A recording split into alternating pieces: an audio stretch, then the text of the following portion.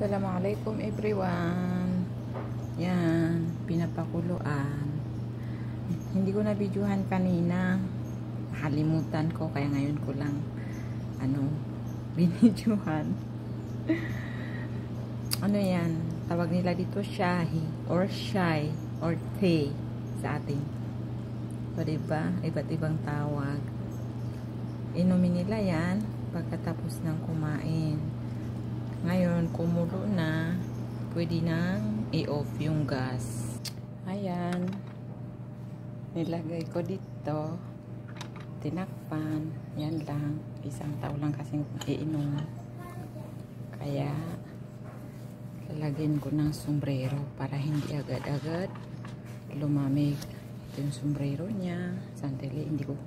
Ayan, may sombrero na, diba? Charot. Ganyan na lang po. Thank you sa panonood.